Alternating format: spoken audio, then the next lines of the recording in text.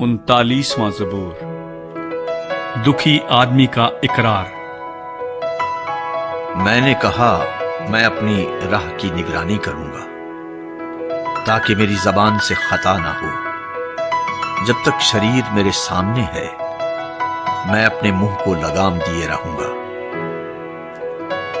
میں گونگا بن کر خاموش رہا اور نیکی کی طرف سے بھی خاموشی اختیار کی، اور میرا غم بڑھ گیا۔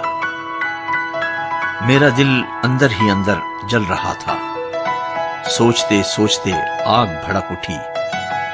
تب میں اپنی زبان سے کہنے لگا، اے خداوند، ایسا کر کہ میں اپنے انجام سے واقف ہو جاؤں، اور اس سے بھی کہ میری عمر کی میعاد کیا ہے، میں جان لوں کہ کیسا فانی ہوں۔ دیکھ، تو نے میری عمر بالشت بھر کی رکھی ہے، اور میری زندگی تیرے حضور بے حقیقت ہے۔ یقیناً ہر انسان بہترین حالت میں بھی بالکل بے ثبات ہے۔ در حقیقت انسان سائے کی طرح چلتا پھرتا ہے، یقیناً وہ فضول گھبراتے ہیں۔ وہ ذخیرہ کرتا ہے اور یہ نہیں جانتا کہ اسے کون لے گا۔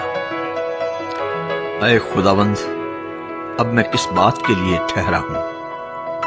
میری امید تجھی سے ہے، مجھ کو میری سب خطاؤں سے رہائی دے، احمقوں کو مجھ پر انگشت نمائی نہ کرنے دے۔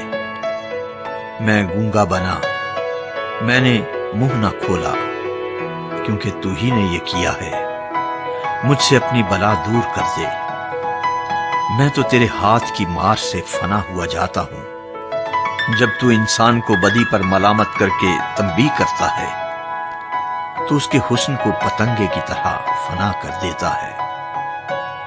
یقیناً ہر انسان بے ثبات ہے۔